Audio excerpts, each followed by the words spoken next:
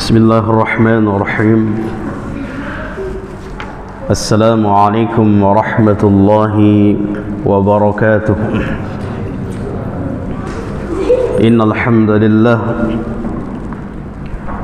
نحمده ونستعينه ونستغفره ونعوذ بالله من شرور أنفسنا وسيئات أعمالنا.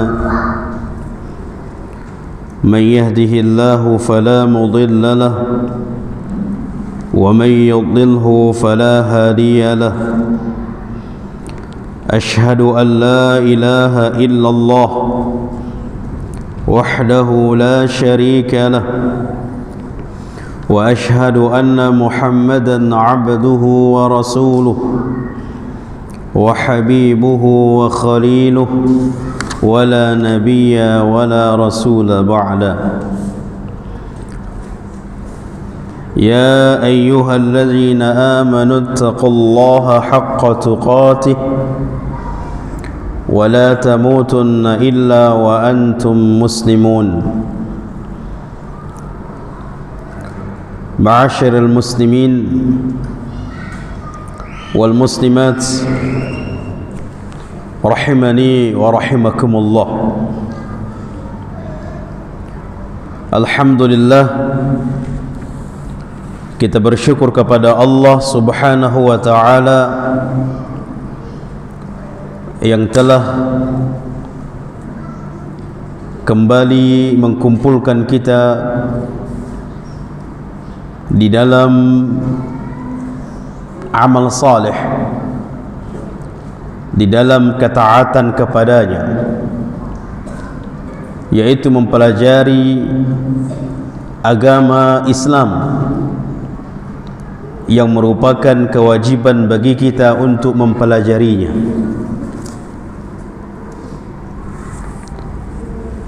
Wajib bagi kita sebagai muslim dan muslimah untuk mempelajari agama Islam ini sehingga kita benar-benar di dalam menjalankannya sesuai yang diinginkan oleh Allah Subhanahu wa ta'ala. Maka itu tidak ada batasan berhenti di dalam mempelajarinya. Walaupun kita seorang ustaz, tetap masih terus wajib kita belajar. Walaupun kita seorang kiai, tetap kita belajar, wajib. Walaupun kita seorang ulama, seorang imam, wajib kita terus belajar. Bahkan semakin seseorang itu berilmu, semakin seseorang itu merasa dirinya tidak mengetahui apa-apa. Itulah alim. Semakin dia belajar, semakin dia merasa dirinya tidak tahu apa-apa. Karena semakin mendalami kita dalami Islam ini ke dalam-dalamnya, semakin tahu kita betapa dalamnya ilmu Islam ini. Tapi ada orang mencukupkannya, apalagi dia setelah naik di atas mimbar, dia sudah cukup belajar, hanya tujuannya, tugasnya untuk mengajar saja, menyampaikan saja. Tidak boleh. Maka sampai kapan kita akan terus belajar? Para ulama kita menjawab, sampai meninggal dunia. Sealim apapun kita, tetap kita belajar. Bahkan tidak ada ulama yang tidak belajar. Tidak ada ulama yang berhenti di dalam belajar, bahkan masih mereka terus belajar. Imam Ahmad rahimahullahu ta'ala sudah tua, sudah hafal Quran, hafal hadis, 1 juta hadis, tetap dia mendatangi majelis-majelis ilmu. Bahkan kalau dia mendengar ada seorang ulama yang dia mengenal ulama tersebut, dia mendengar ulama tersebut akan datang ke sebuah tempatnya, negaranya, dia akan siapkan dirinya untuk belajar sama ulama itu. Bahkan dia tinggalkan solat-solat sunnatnya, dia fokuskan talaqi dengan ulama tersebut, padahal dia sudah alim ulama. Kita sudah dipanggil ustaz, sudah cukup belajar, tak mau buka buku lagi, tak mau datang lagi ke majlis-majlis ilmu yang dibahas di sana. Subhanallah. Maka hibati fillah, rahimani wa rahimakumullah, kita senantiasa berdoa meminta kepada Allah agar Allah meneguhkan keinginan kita untuk terus belajar di dalam hati kita, karena tatkala kalau Allah cabut keinginan kita belajar, na'udzubillah, itu sebuah malapetaka bagi kita, sebuah malapetaka bagi kita, na'udzubillah. Ahibati fillah, rahimani wa rahimakumullah. Kita melanjutkan pembahasan kita dari kitab Riyadhus Shalihin. Riyadhus Shalihin,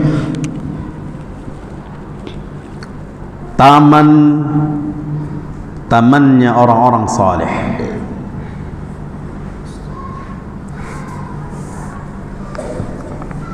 Bahkan majlis-majlis ilmu dinamakan oleh Al-Imam An-Nawawi taman-taman orang-orang saleh. Kalau taman,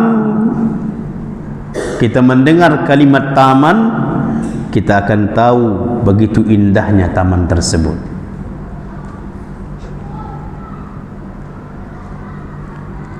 Pernah Abu Hurairah radhiyallahu anhu warḍah datang ke pajak, ke pasar, datang ke pasar atau di tempat keramaian orang. Abu Hurairah mengatakan, ya ayuhan nas, hai sekalian manusia, kenapa kalian masih di sini? Tidakkah kalian mau di Masjid Rasul, di Masjid Nabawi, di sana sedang pembagian harta warisan Rasulullah. Di sana sedang dibagikan harta warisan, pembagian warisan Rasulullah sallallahu alaihi wasallam. Maka seluruh orang itu mengatakan, benar ya Abu Hurairah? Iya benar, silakan.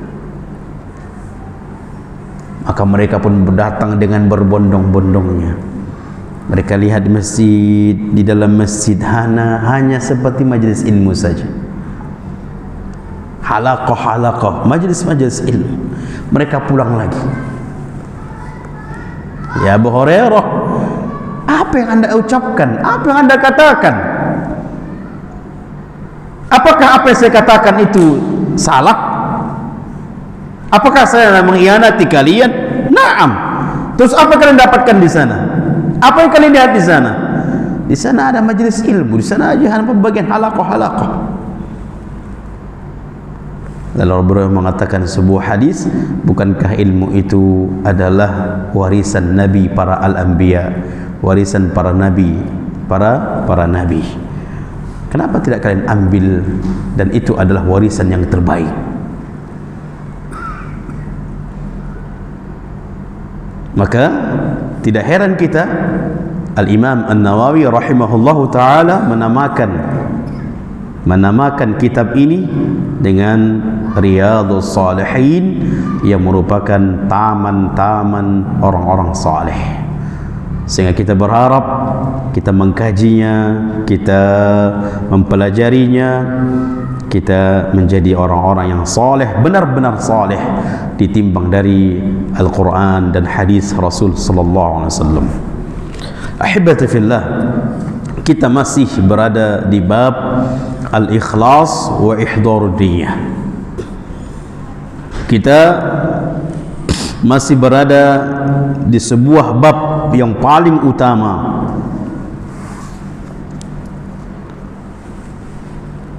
dan bahkan sebuah bab yang paling utama dari amal. Beramal memiliki keutamaan, perkara yang penting, namun ada yang harus kita perhatikan sebelum beramal, dan itu jauh lebih penting,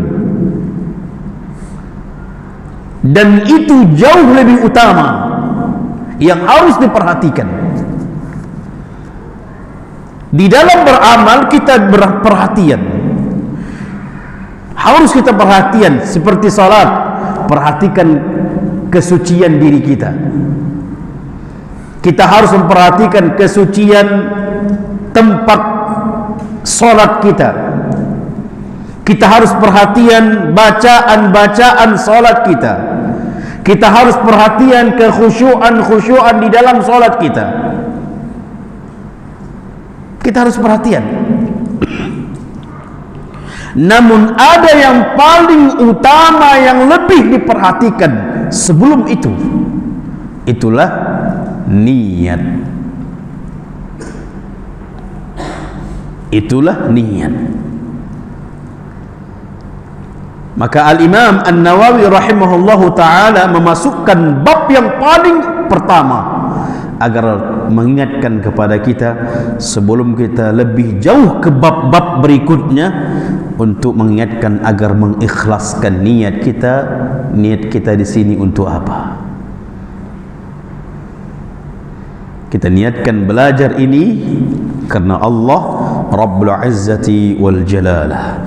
Babul ikhlas wa ihdharun niyyah, sebuah bab mengikhlaskan murni karena Allah dan menghadirkan niat di dalam amal kebaikan kita. Fi jami'il a'mal wal aqwal al barizah wal khafiyah.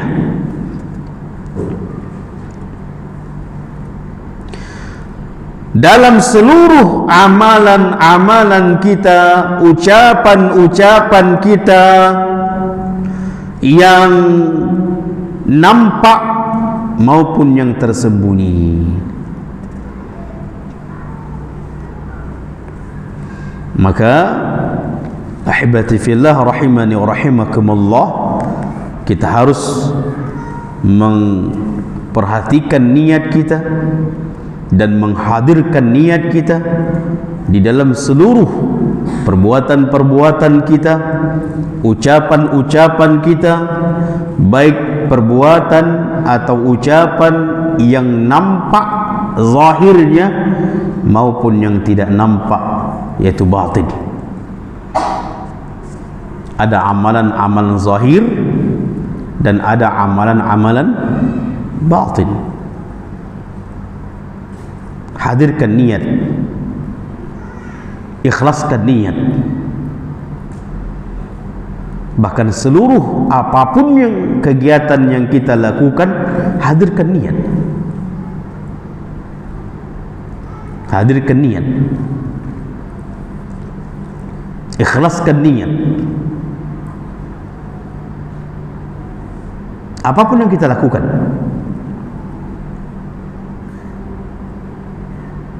walaupun yang kita lakukan itu dari segi zat, amalan yang kita lakukan bukan perkara ibadah, bukan perkara ibadah. Zahir amalan itu bukan perkara ibadah. Zat perbuatan pekerjaan kita itu bukan perkara ibadah. Tidak seperti salat, tidak seperti baca Quran, tidak seperti haji atau yang lainnya. Ini kan zat-zat ibadah.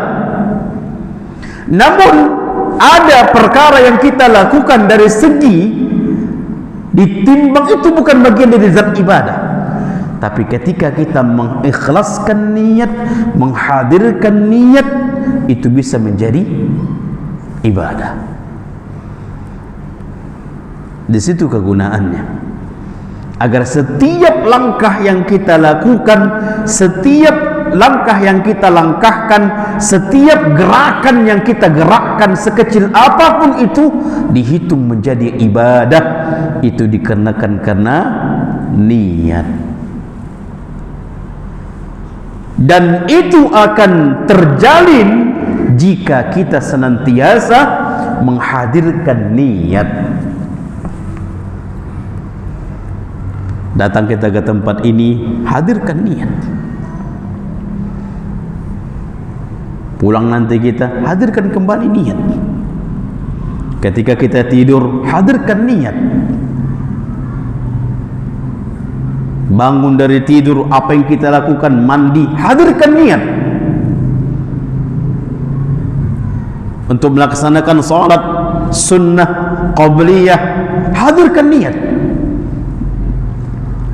Semua gerakan kita, hadirkan niat karena Allah. Terkadang jemaah, menghadirkan itu memang harus dipaksakan terlebih dahulu. Menghadirkan itu memang harus ditata terlebih dahulu. Kalau sudah kita berjalan seperti itu, hari berhari, minggu berminggu, bulan, itu akan tertata sendiri.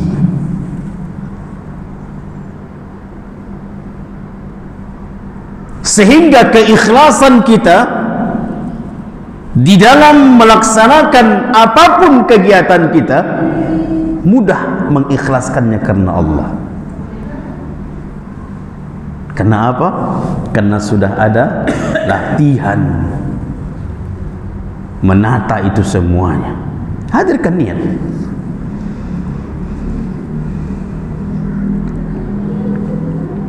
Maka dikatakan oleh para ulama,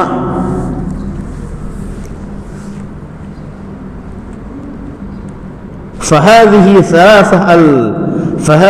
ثلاثة أشياء, ada tiga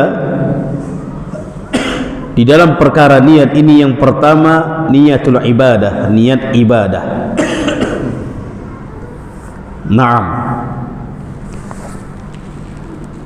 Fungsi niat itu ada dua. Yang pertama, untuk membedakan sebuah ibadah, litamyizil ibadah, untuk membedakan sebuah ibadah. Di mana perbedaan qabliyah subuh dengan salat subuh? Di mana perbedaannya? Niatnya. Dari segi jumlah rakaat sama atau tidak? Sama. Di mana perbedaannya? Niat. Maka harus dihadirkan ketika kita sholat. Apa tujuan kita? Sholat apa ini? Sholat apa ini? Harus hadirkan itu. Harus bedakan. Disitulah pembeda antara niat antara sholat sunnah dengan sholat wajib. Di mana membedakan antara mandi sunnah dengan mandi wajib atau mandi biasa? Di mana membedakannya? Niat. Kalau dia mandi janabah atau mandi wajib tanpa ada niat, seperti dia niat mandi biasa, sah atau tidak? Tidak sah. Sampai dia mengatakan di dalam niatnya mandi wajib, walaupun caranya sama. Walaupun memang di dalam cara mandi wajib itu ada cara-caranya yang diajarkan oleh Rasul. Namun kalau misalnya dia tidak memakai cara itu, hanya mandi begitu saja, mandi seperti biasa, namun kalau niatnya tidak dia pasang, dia tidak hadirkan niatnya untuk mandi wajib, tetap tidak sah.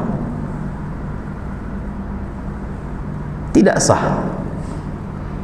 Bayangkan jemaah, mandinya tidak sah, kemudian habis dia mandi dia sholat, sahkah sholatnya? Hah? Tidak. Berapa kali dia mandi tidak niatkan mandi janabah, mandi wajib? Berapa kali? Dan berapa kali dia sholat di dalam itu?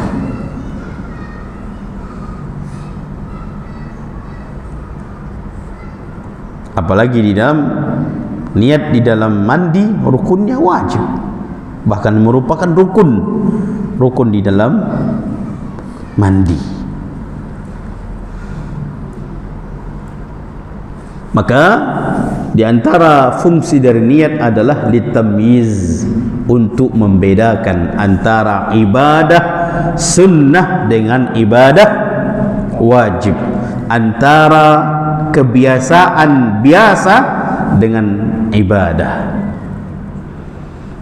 Yang kedua, fungsi niat adalah untuk taqarrub kepada Allah. Dengan niat, menghadirkan niat karena Allah, itu bisa menjadi ibadah.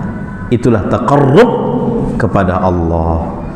Jadi fungsi yang kedua adalah taqarrub kepada Allah, mendekatkan diri kepada Allah. Bisa saja perkara mubah bisa menjadi ibadah taqarrub, dan bisa saja menjadi mubah. Makan, minum, tidur, ini kan perkara mubah. Jalan-jalan, perkara mubah. Tidak ada dosa di sana dan tidak ada pahala di sana. Namun bisakah itu menjadi ladang pahala kita? Ketika kita jalan-jalan, bisakah itu ladang pahala kita menjadi pahala? Bisa, dengan menghadirkan niat. Apa tujuan? Apa niat kita di sana? Apa niat kita makan? Itu jemaah harus dihadirkan. Apa niat kita tidur? Apa niat kita mandi? Apa niat kita berpakaian? Hadirkan itu semua. Rugi kita kalau banyak aktivitas yang kita lakukan namun tidak menghasilkan pahala. Rugi besar. Kenapa tidak menghasilkan pahala? Karena tidak menghadirkan niat. Sampai ulama kita mengatakan, sampai buang sampah pun hadirkan niatkan Allah. Buang sampah pun hadirkan niatkan Allah. Anwi fi kulli syai'in hatta khurujaka ilal kunasa. Niatkan segala sesuatu yang kalian kerjakan sampai membuang sampah pun kalian niatkan, hadirkan niat. Kalau satu, dua kegiatan yang kita lakukan tanpa ada di sana, itu bisa menjadi perkara tidak mendapatkan pahala kita. Rugi kita jemaah. Baik. Maka di sini Al-Imam An-Nawawi lebih menekankan adalah ikhlaskan, niatkan ikhlas di dalam ibadah kita. Allah Subhanahu wa taala mengatakan, dan ini merupakan dalil yang diangkat oleh Al-Imam An-Nawawi, wa ma umiru illa liya'budullaha mukhlishina lahud-din hunafa'a wa yuqimus salah wa yu'tuz zakah wa dzalika dinul qayyimah. Wa ma umiru, tidaklah mereka diperintahkan, illa liya'budullah, kecuali melainkan beribadah kepada Allah, menyembah Allah, beribadah kepada Allah, mukhlishina lahuddin. Mukhlishina lahuddin yakni mukhlishina lahul amal. Tidaklah mereka diperintahkan untuk beribadah kecuali mereka mengikhlaskan di dalam amal itu, di dalam ibadah tersebut karena Allah. Berarti mengikhlaskan niat karena Allah. Perintah Allah atau tidak? Perintah Allah. Memurnikan niat karena Allah, perintah Allah. Wa ma umiru, tidaklah diperintahkan, berarti perintah.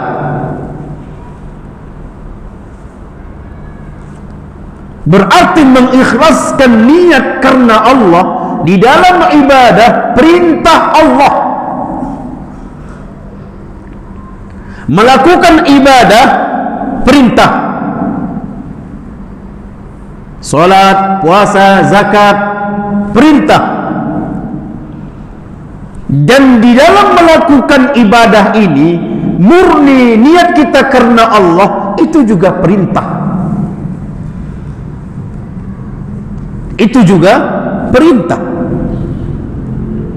Banyak orang mengira hanya sebatas menjalankan perintah saja, namun tidak peduli di dalam menjalankan perintah itu ikhlas karenanya atau tidak.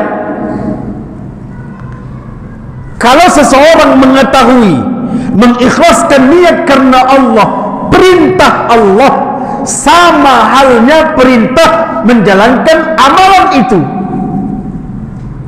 Salat perintah, puasa perintah, zakat perintah.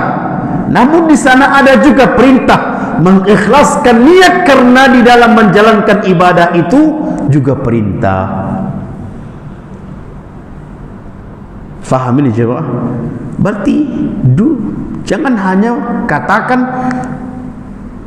ibadah itu perintah, tapi ada lagi yang diperintahkan oleh Allah, mengikhlaskan karena Allah di dalam menjalankan ibadah juga perintah.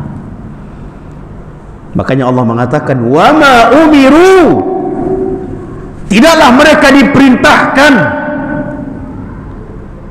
illa liya'budullah mukhlishina lahuddin. Mukhlisin,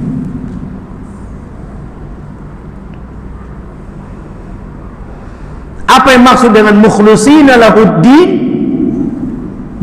Maksudnya adalah mukhlishina lahul amal, mengikhlaskan hanya karenanya, karena Allah di dalam menjalankan sebuah amal.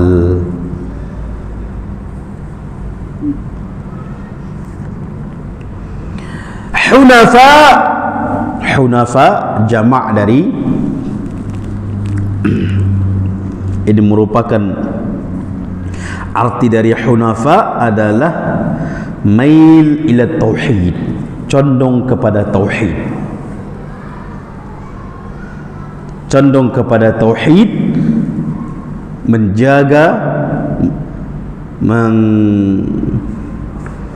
menjaga dari kesyirikan, menjauh dari kesyirikan, itu hunafa. Wa yuqimus shalah, mendirikan salat, wa yu'tuz zakah, menunaikan zakat, wa zalika dinul qayyimah, itulah agama yang lurus. Kemudian Al-Imam An-Nawawi juga mengangkat sebuah ayat yang berada di dalam surah Al-Hajj ayat 37. Juga Al-Imam An-Nawawi menjadikan ini sebuah dalil di dalam mengikhlaskan niat karena Allah. Allah Subhanahu wa taala mengatakan dalam surah Al-Hajj ayat 37, "La yanalallaha luhumuha wala dima'uha walakin yanaluhu taqwa minkum." Tidak akan sampai kepada Allah daging sembelihan kalian, wala dima'uha, dan tidak juga darahnya,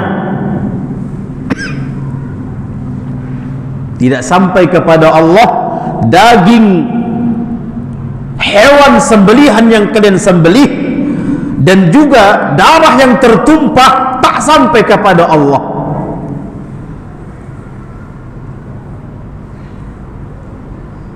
Misalnya kita berkorban, mana yang sampai? Kurban dengan daging yang besar sekitar 90-an dengan daging sekitar 80-an.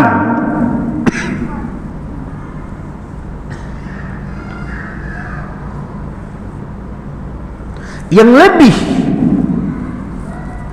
diperhatikan di dalam hal ini, jangan lebih kepada besarnya daging atau besarnya hewan kurban kita, tapi kita juga jangan lupa mengikhlaskan niat. Karena yang lebih Allah pandang adalah ketakwaan. Makanya Allah mengatakan, la yanalallah luhumuha wala dima'uha. Tidak akan sampai kepada Allah dagingnya dan juga darahnya, walakin yanaluhu taqwa minkum, tapi takwa yang sampai kepada Allah. Kita menyembelih kurban atau kita berkurban itu karena Allah atau tidak? Niat ikhlas itulah ketakwaan. Apa gunanya hewan itu besar tapi tujuannya supaya dikatakan na'udzubillah, merusak hati, merusak keikhlasan. Dia berbangga-bangga, mereka berbangga dengan besarnya hewan itu, bukan karena Allah lagi. Agar supaya manusia takjub kepadanya, agar manusia mengatakan si fulan.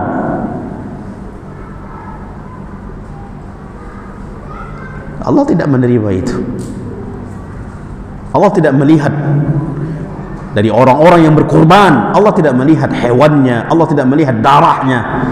Yang Allah lihat hatinya, ikhlas atau tidak. Naam, kita memang juga harus memberikan hewan yang terbaik, namun jangan fokus ke sana. Yang lebih kita fokuskan adalah keikhlasan kita di dalam berkorban. Jangan sampai malu,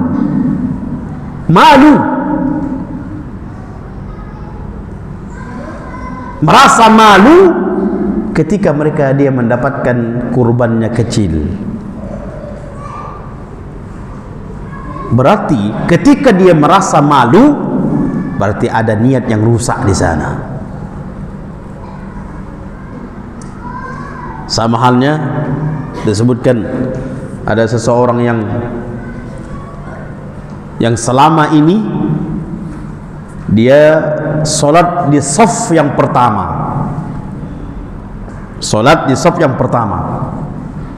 tapi tiba-tiba qadarullah dia masbuk, sehingga dia tatkala jemaah salam, dia bangkit untuk menyempurnakan sholatnya. Tatkala dia bangkit menyempurnakan sholatnya, dia merasa malu. Dia merasa merasa malu dia. Dia menganggap mata orang akan memandang dia sendiri kepadanya, mata orang akan memandang pada dirinya sendiri, sehingga dia semakin malu sekali. Berarti ada niat yang rusak. Berarti selama ini dia merasakan ketenangan di dalam salat, di saf yang pertama, tidak masbuk, bukan karena Allah, tapi karena manusia. Tak kala diuji sehingga dia harus masbuk, lalu dia merasakan malu sekali, berarti na'udzubillah selama ini dia sholat tidak masbuk, berarti dia merasakan ketenangan sholat itu bukan karena Allah. Maka ini bahaya. Kalau dia benar-benar ikhlas, mau ikut di saf yang pertama atau dia masbuk atau di saf yang kedua, dia akan tetap merasa tenang. Apalagi dia masbuk karena uzur syar'i, dia akan tetap merasa tenang seperti biasa. Dia merasakan seperti biasa, baik itu di saf pertama atau tidak, masbuk atau masbuk, sama halnya. Itulah ikhlas. Berarti dia sudah merasakan keikhlasan itu. Tapi kalau dia selama ini menjaga tidak masbuk, tiba-tiba qadarullah, Allah buat dia masbuk, merasa dia malu, merasa dikecilkan, merasa ini, berarti selama ini dia menjaga salatnya tidak masbuk karena manusia, bukan karena Allah. Kalau dia benar-benar karena Allah, baik itu tidak masbuk, dia jaga dirinya tidak masbuk, qadarullah masbuk, Allah buat dia masbuk, dia merasa biasa. Apalagi dia masbuknya kena uzur, maka dia merasa biasa. Enggak ada merasa malu, enggak ada merasa ini, enggak ada merasa ini, biasa. Berarti selama ini dia salat karena Allah. Disitulah perbedaannya. Disitulah perbedaannya. Mana yang kita jaga dari masbuk karena Allah, dan mana karena manusia. Kalau dia karena manusia, tatkala Allah uji dia masbuk, dia malu, berarti selama ini dia jaga karena manusia, bukan karena Allah. Berarti rusak semua itu jemaah. Kalau dia karena Allah, entah bagaimana Allah berikan dia masbuk, maka dia tetap nyaman, dia tetap merasa biasa. Apalagi dia mengatakan, aku masbuk ini karena uzur. Begitu mau masuk ke masjid, tiba-tiba ada yang mau keluar, dia harus keluarkan, dia masuk ke kamar mandi, tiba-tiba dia harus masbuk. Ya, apalagi uzur. Apa yang dia risaukan? Apa dia merasa malu? Karena dia berada masbuk karena uzur syar'i.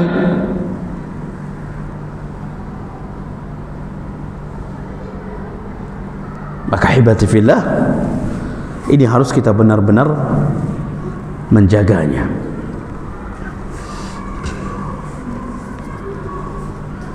Ketika kita berkorban, kita memang harus perhatikan besar dari hewan kita, namun jangan hanya fokus ke sana. Juga kita harus menjaga ketakwaan kita di hadam niat kita di dalam berkurban itu. Berapa banyak orang fokus kepada badan atau bentuk dari hewan itu, sehingga tatkala di tahun berikutnya dia agak sedikit kecil dia dapat, lalu dia mengeluh, dia merasa malu.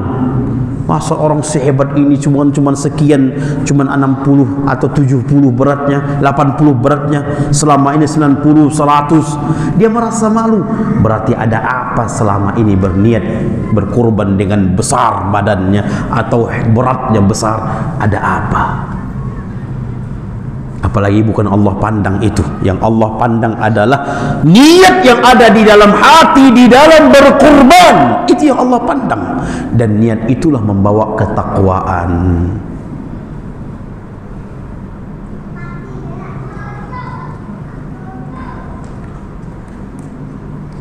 Ada orang berkurban semampu dia. Semampu dia.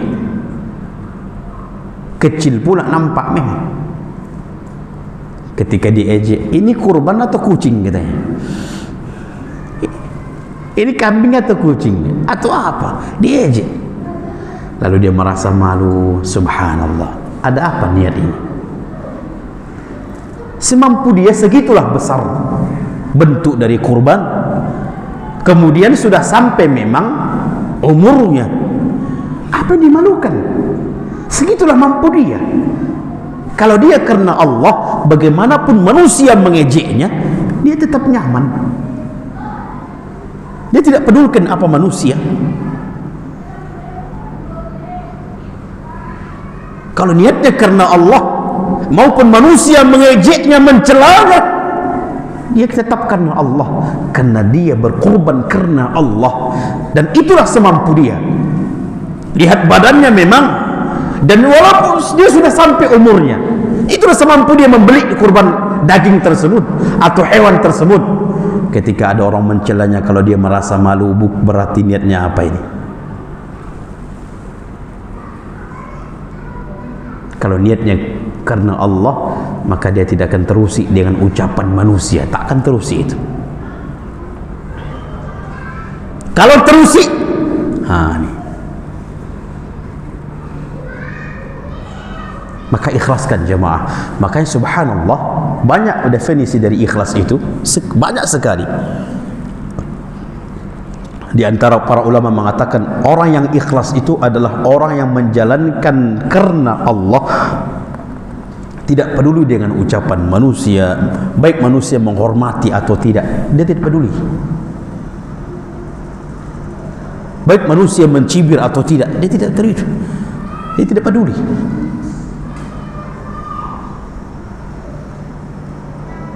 Yang fokus dia karena pandangan Allah, bukan pandangan manusia. Dia yang fokuskan dia adalah pandangan Sang Khaliq. Manusia dia tidak pedulikan dengan pandangan manusia. Mau manusia menghormati atau tidak menghormati, dia tidak peduli. Dia hanya fokuskan kepada Allah. Ini orang ikhlas. Ketika dia berbagi, dia yang paling sedikit di situ, dia tidak peduli. Itu semampu dia berbagi. Di dalam berbagi itu semampu dia. Lalu manusia mencibirnya, dia tidak peduli. Dia tidak merasa malu, dia tidak merasa minder. Enggak. Ketika berbagi, karena dia berbagi karena Allah, bukan karena pandangan manusia. Maka ini orang ikhlas. Tapi terkadang kita ketika dicela sedikit pembagian kita, sudah mulai kita merasa berarti niat kita sudah rusak. Niat kita sudah rusak di dalam berbagi. Udah isya jemaah? Belum ada azan?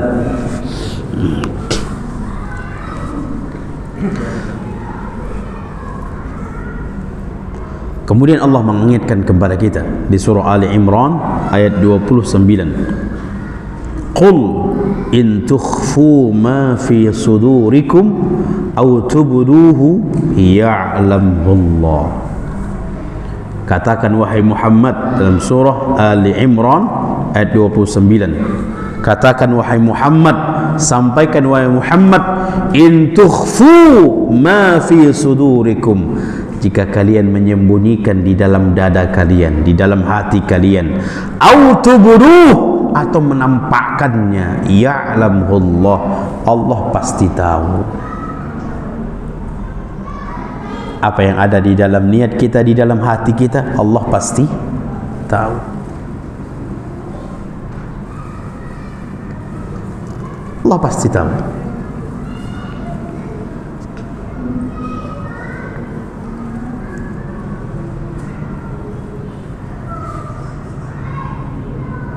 Makanya perkara batin, perkara niat, tak ada yang tahu melainkan Allah. Tak ada yang tahu. Dan itu tidak bisa disebutkan dengan lisan, tidak bisa. Keikhlasan seseorang tidak bisa dengan ucapkan ini ikhlas ini Pak, tidak bisa. Itu ada di dalam batin kita dan Allah pasti tahu. Nah, kita sholat isya. Setelah sholat isya insyaallah kita lanjut beberapa menit insyaallah. Wassallallahu ala nabiyyina Muhammad wa ala alihi wa sahbihi ajma'in. Wassalamualaikum warahmatullahi wabarakatuh. Assalamualaikum warahmatullahi wabarakatuh.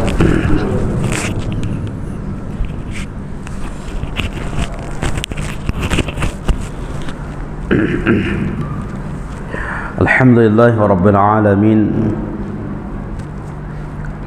Wassalatu wassalamu ala asyrafil anbiya'i wal mursalin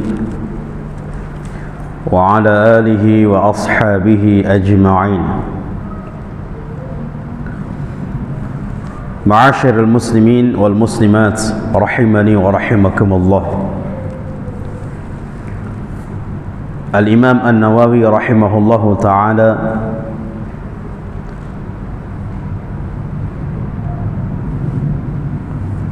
memasukkan atau mengambil ayat dari surah Ali Imran, ayat yang ke-29, yang beliau memasukkan di dalam bab ikhlas karena Allah, niat ikhlas karena Allah.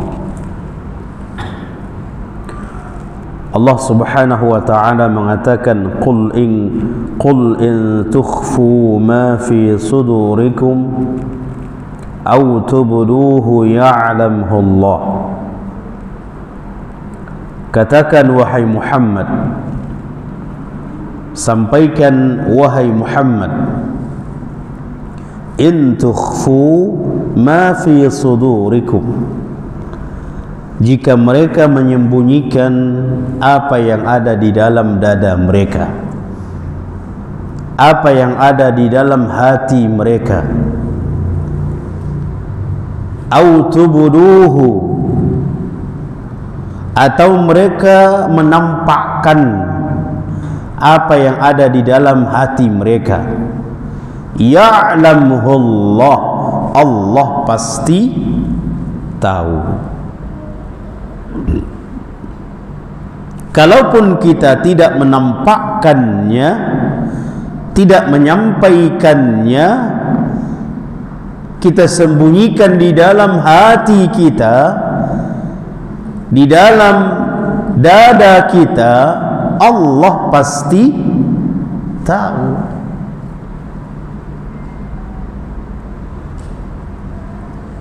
Allah tahu di dalam hati kita ikhlas atau tidak. Allah tahu.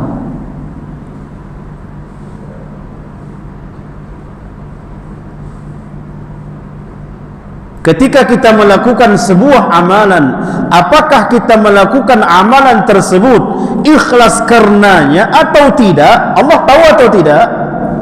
Allah tahu.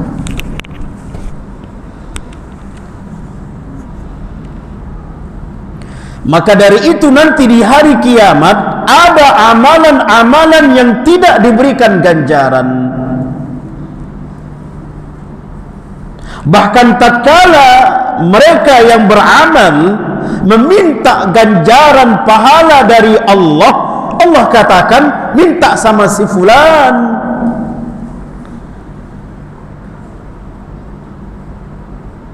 Allah katakan minta sama si fulan. Kenapa?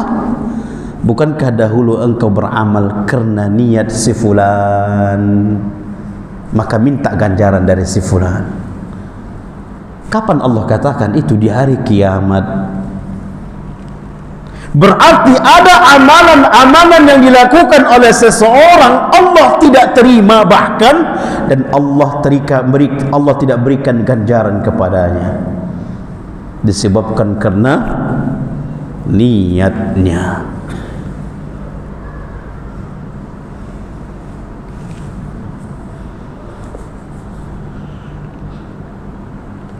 Rasulullah sallallahu alaihi wasallam mengatakan,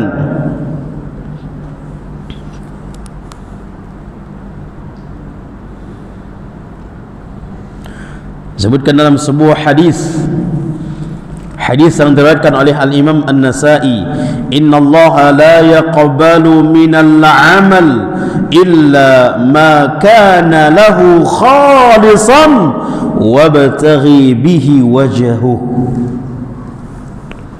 Sesungguhnya Allah tidak menerima sebuah amalan. Sesungguhnya Allah tidak menerima dari sebuah amalan, sebuah amal, satu amal Allah tidak terima, illa ma kana lahu khalisan, kecuali dalam amal itu khalis, murni, wabtaghi bihi wajhahu, mengharapkan wajahnya Allah, karena Allah, murni, ikhlas karena Allah. Kalau ada orang yang beramal tidak ikhlas, la yaqbalu, Allah tidak menerimanya.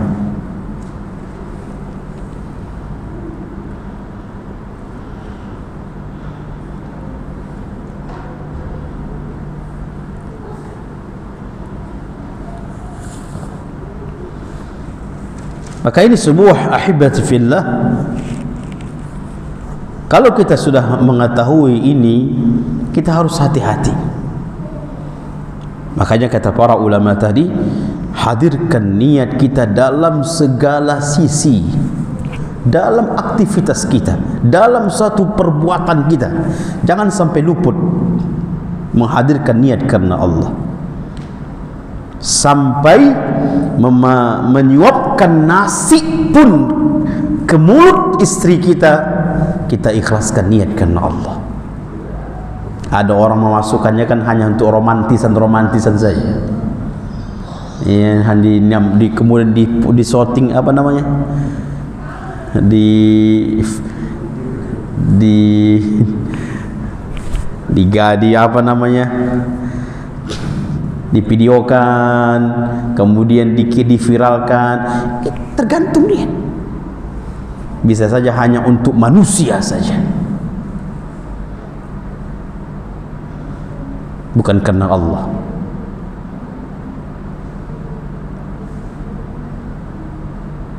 Dan wallahi jamaah, terkadang banyak ini terjadi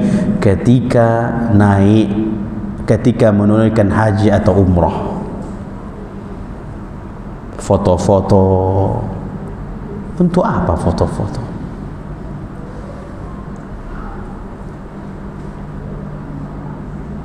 Dikirim ke sana, dikirim sana, di-share ke sana, share ke sana. Untuk apa? Para ulama berupaya menyembunyikan amal soleh mereka, dan bahkan mereka benci kalau ada yang mengungkap amal mereka.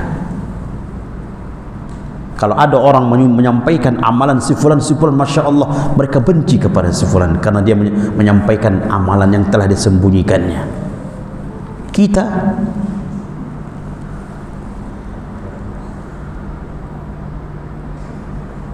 apa tujuannya itu? Agar dikatakan orang kita menunaikan umrah, agar manusia mengetahui kita ini sudah umrah. Untuk apa?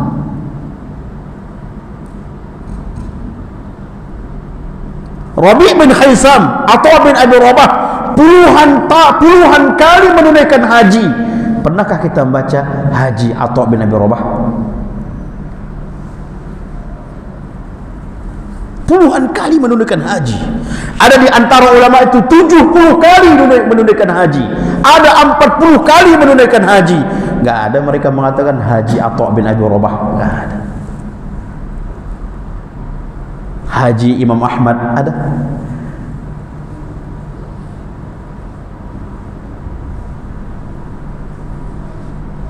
Ini bahkan terkadang kita gambar, kita sergambar itu, subhanallah. Untuk apa ini? Apa niat kita ya jemaah? Ini bisa merusak dari amalan kita. Bisa saja misalnya kita menunaikan amalan itu khalisan lillah, karena Allah, tapi karena kita lihat-lihat gambarnya, fotonya, lalu kita share, di situ akan diracuni niat kita oleh syaitan.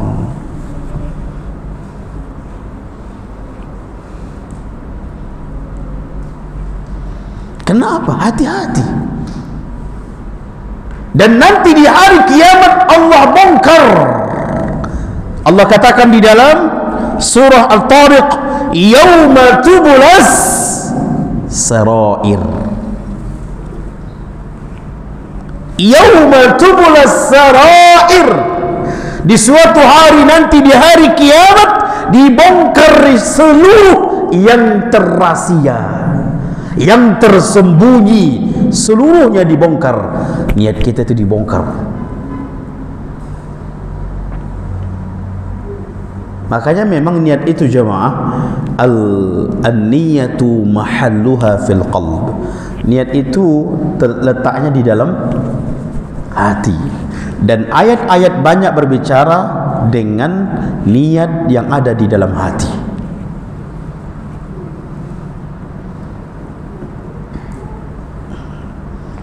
Niat yang di dalam lafaz yang lebih dipedulikan Allah adalah niat yang ada di dalam hatinya.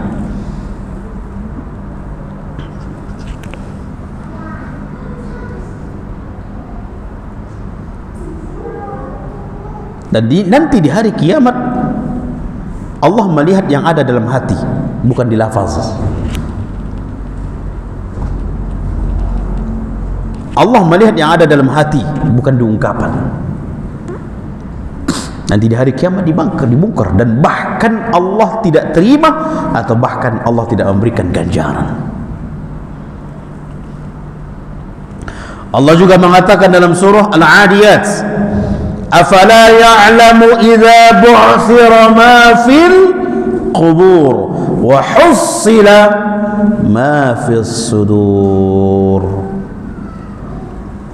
Tidakkah dia mengetahui idza bu'thira ma fil qubur, apabila dibangkitkan ada di dalam kubur, di hari kebangkitan dibangkitkan, wa hussila ma fis sudur, dinampakkan apa yang ada di dalam hati.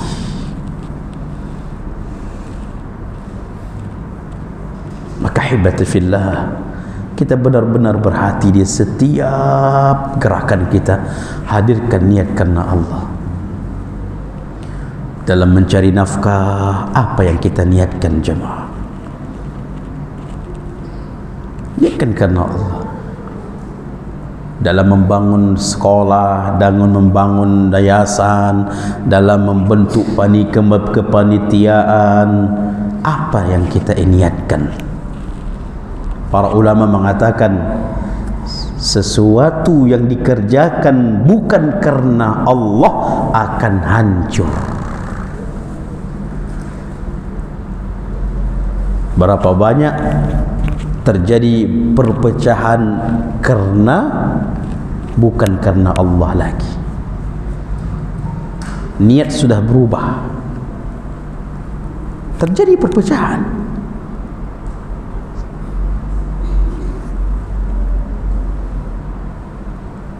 Hancur. Kenapa? Ingin berjalan bukan karena Allah. Ustaz, insyaallah karena Allah. Terkadang subhanallah, kenapa cakap enggak didengar? Bukankah aku orang senior di sini? Bukankah aku orang yang lama di sini? Kenapa tidak didengar? Itu sudah rusak niat. Sudah rusak niat.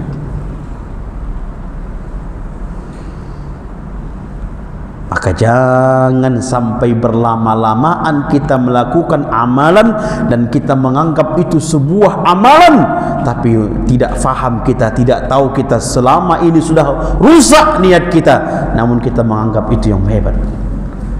Makanya Allah mengingatkan sama kita di dalam Al-Quran, surah Al-Kahfi, qul hal nunabbi'ukum bil akhsarina a'mala alladzina dhalla sa'yahum fil hayatid dunya wa hum yahsabuna annahum yuhsinuna sun'a.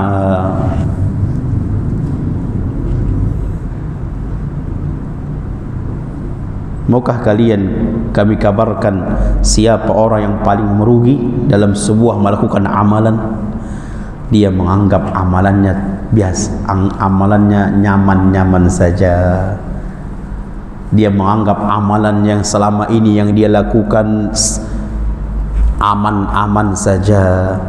Dia menganggap diterima, padahal di hari kiamat tidak diterima oleh Allah. karena bisa saja amalannya rusak karena niatnya. Makanya perlu kita memperbaharui niat setiap saat. Karena Al-Imam Sufyan Ats-Tsauri mengatakan niat itu terus menerus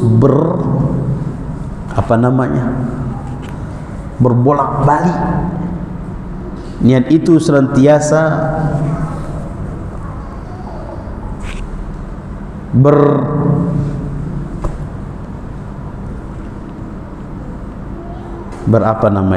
tidak tetap, dia berubah-ubah. Niat itu berubah-ubah. Berarti kalau niat itu berubah-ubah, berarti senantiasa memperbaharui niat. Jangan merasa aman sepanjang amalan yang kita lakukan, padahal amalan itu rusak gara-gara niat kita. Kenapa? Karena kita tidak memperbaharui niat setiap saat. Karena kita tidak memperbaharui niat setiap saat, kita merasa aman saja amalan itu.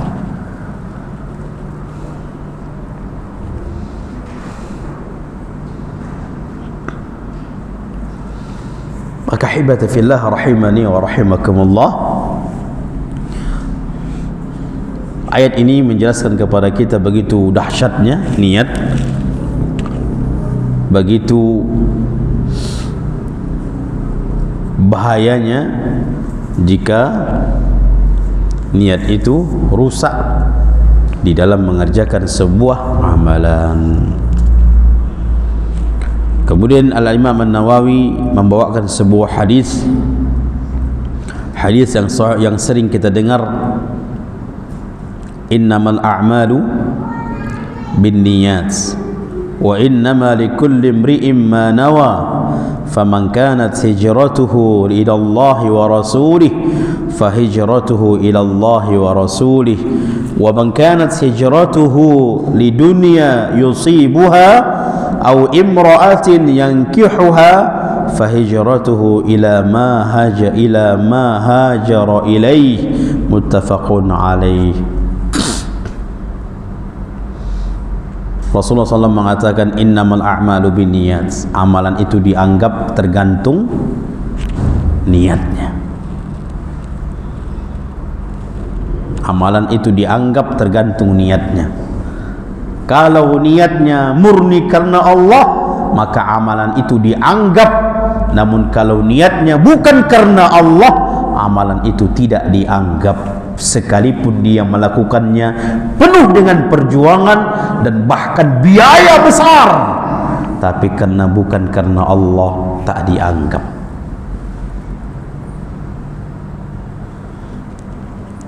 Wa innama likulli imri'in ma nawa, dan dikenakan karena niat itu juga amalan kecil bisa mendapatkan pahala besar, dan amalan besar bisa mendapatkan pahala kecil. Dicontohkan oleh Nabi seperti hijrah, faman kanat hijratuhu ila Allah wa rasulih fahijratuhu ila Allah wa rasulih. Kalau hijrahnya karena Allah dan Rasulnya, pahalanya juga akan Allah ganjar seperti itu. Hati-hati dengan hijrah kita. Hati-hati dengan mengikuti, kita benar-benar mengikuti sunnah, atau hati-hati dengan mengamalkan sunnah. Apa niat kita? Hati-hati jemaah.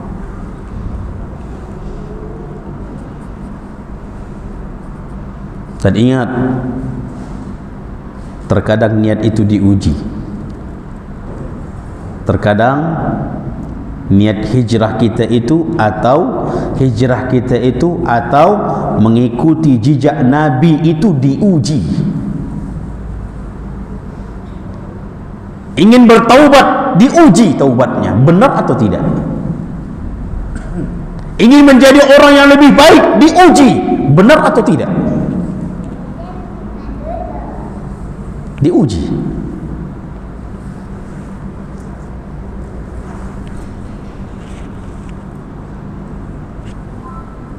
Makanya terkadang ada orang mengatakan, Ustaz, semakin awak mengikuti sunnah ini kok semakin banyak ujian.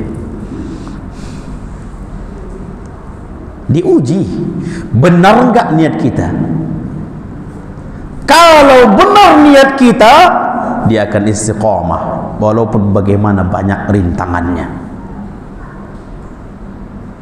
Tapi kalau separuh niatnya karena dunia, ditinggalkannya itu. Berapa banyak orang yang sekolah lembaganya sunnah, tapi keluar bukan lagi itu, karena niatnya sudah berbeda.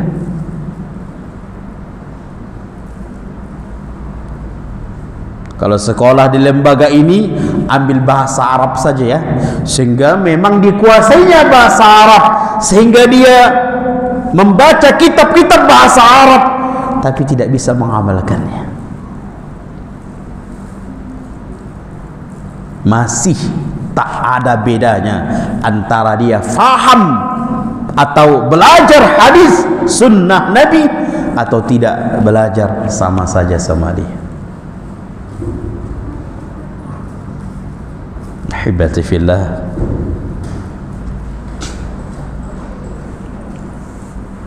maka perbaharui niat kita. Ibu-ibu yang bercadar, perbaharui niat. Ibu-ibu yang memakai jilbab besar, perbaharui niat. Jangan niatkan berbangga-bangga atau jangan niatkan bukan karena Allah, rusak. Banyak sekarang berpakaian untuk apa namanya? Untuk gaya, untuk bergaya saja. Ini bahaya.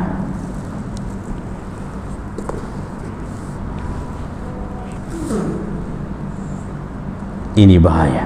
Maka setiap kita hendaknya senantiasa memperbaharui niat, menghadirkan niat kita setiap aktivitas atau kegiatan kita. Apa yang kita niatkan di dalam kegiatan itu, mudah-mudahan bermanfaat. Sebelum kita tutup, ada kira-kira pertanyaan? Nah,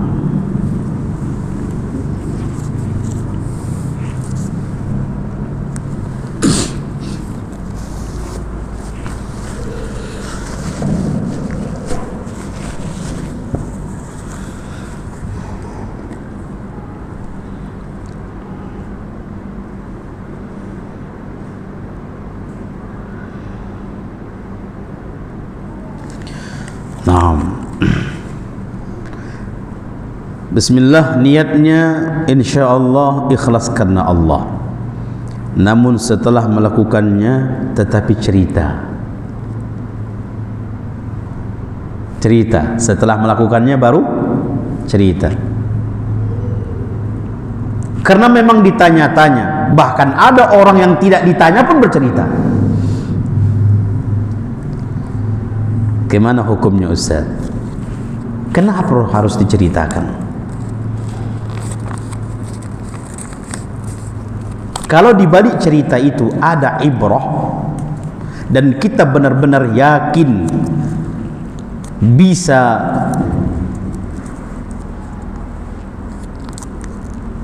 meneguhkan niat kita dia dari awal tanpa berubah disebabkan karena terkadang bisikan-bisikan syaitan,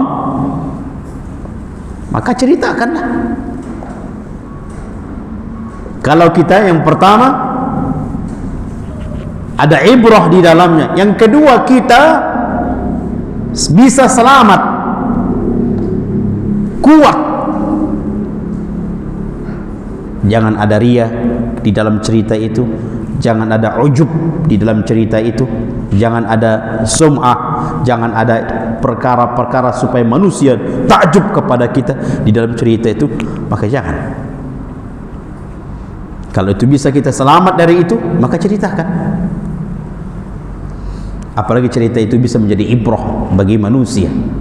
Tapi kalau tidak ditanya, terkadang syaitan membuat supaya kita menceritakan itu, maka itu bisa saja hancur kebaikan kita. Salat malam dia, begitu lagi kumpul-kumpul tadi malam, mana salat malam, Masya Allah. Kenapa diceritakan salat malamnya?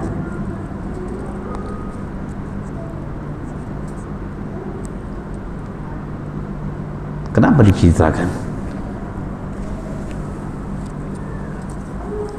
Ahibati fillah. Makanya terkadang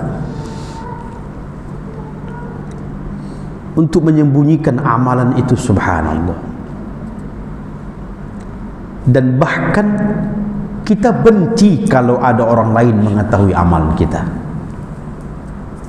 sebagaimana kita membenci kalau ada mengetahui keburukan kita. Kalau ada orang mengetahui keburukan kita, kita benci itu bila tahu mereka aib kita, kita melakukannya, tiba-tiba ada sahib kita melihat kita, oh si Fulan ini seperti ini rupanya. Mereka mengetahui keburukan kita, mereka menampak kita sedang melakukan keburukan, maksiat. Benci enggak kita? Malu enggak kita? Nah, bisa enggak itu kepada amal soleh kita?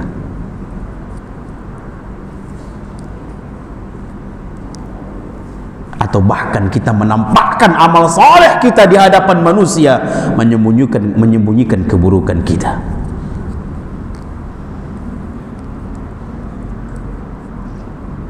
Ada di antara, subhanallah, di antara sahabat Nabi itu, dia subhanallah solat malam, dia tunggu rombongannya tidur semua, dia pura-pura tidur, lalu tiba-tiba tertidur semuanya, maka dia pun bangun dengan pelan-pelannya supaya jangan ada melihat. Dia berjalan pelan-pelan, tiba-tiba qadarullah ada yang melihatnya. Begitu ada seseorang melihatnya, dia pun bangun mengikuti orang ini, sembunyi-sembunyi. Orang ini yang kedua sembunyi supaya yang pertama ini jangan melihatnya. Orang yang pertama bersembunyi supaya manusia jangan ada melihatnya.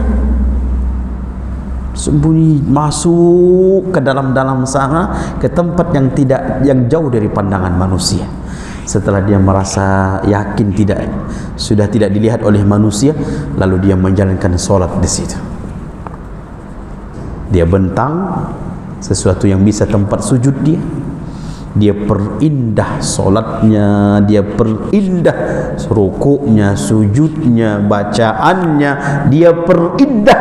Bahkan orang yang mengatakan tidak ada yang melihat, tidak ada saya melihat seindah solatnya kecuali hari itu. Indah sekali, dengan kekhusyuannya, dengan tangisannya, sangat indah karena dia di hadapan Allah. Ketika dia dalam meminta, berdoa, memunajat penuh dengan tangisan, tiba-tiba terdengar suara yang melihat tadi. Terdengar. Demi Allah, siapa yang di sana? Siapa yang di sana? Bangkitlah orang yang melihat tadi. Di akhir pembicaraan mereka, lalu orang beribadah itu mengatakan, hendaklah engkau bersumpah di hadapan Allah, bersumpah atas nama Allah, agar engkau tidak menceritakan apa yang engkau lihat dari diriku.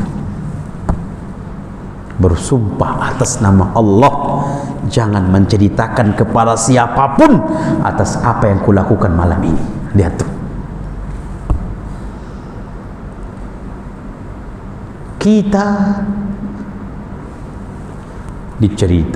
ceritakan, kita foto, kita rekam, kita videokan, kita share. Apa tujuannya?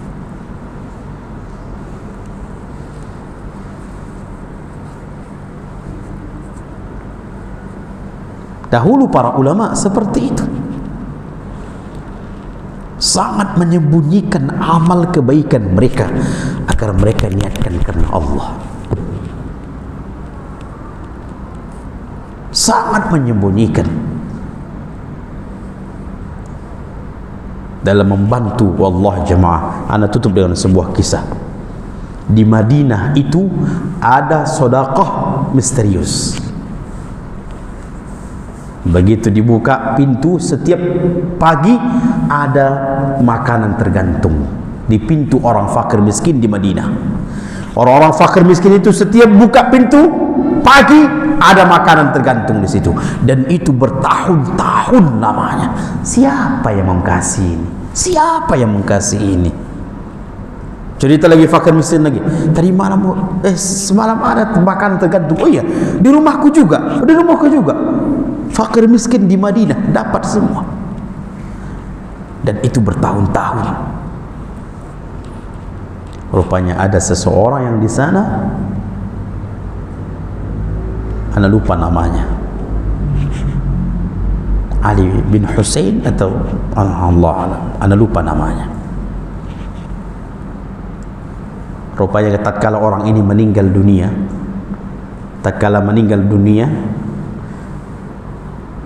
makanan itu enggak ada lagi. Enggak ada lagi makanan. Setiap fakir miskin melihat yang pagi pintu enggak ada lagi. Yang kedua, mereka yang memandikan melihat ada bekas di punggungnya karena membawa makanan itu setiap pagi, dan itu bertahun-tahun. Kapan dia memberikan makanan itu? Di saat manusia tertidur, gak ada pandangan manusia lagi. Di tengah malam dia membagikan itu. Manusia masih terlelap dengan tidurnya, di situ dia bagikan makanan itu supaya manusia tidak melihatnya.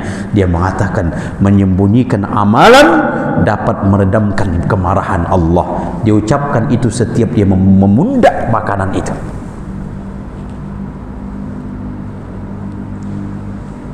Ketika meninggal dunia, dia udah nggak ada makanan lagi.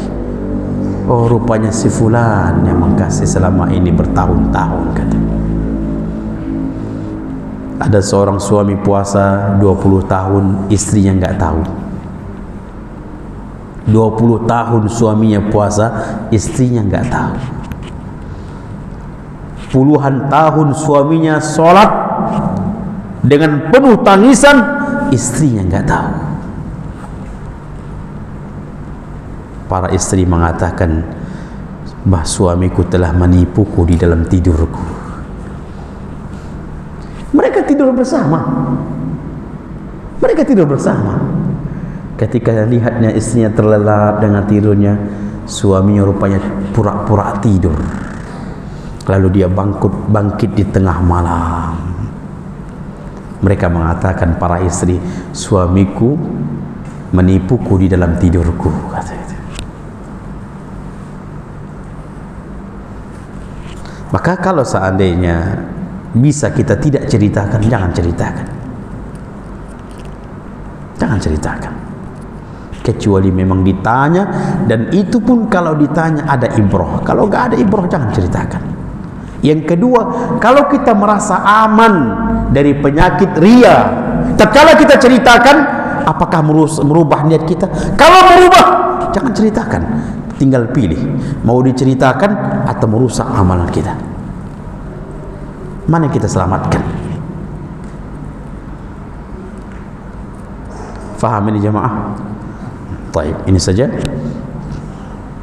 Habis. Baik. Semua yang benar datang dari Allah, yang salah datang dari kami, kurang ilmu dan dari syaitan la'natullah.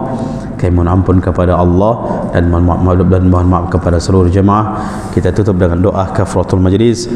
Subhanakallahumma bihamdika, asyhadu an la ilaha illa anta astaghfiruka wa atubu ilaik. Akhiru dawana alhamdulillahi rabbil alamin. Wassalamu alaikum warahmatullahi wabarakatuh.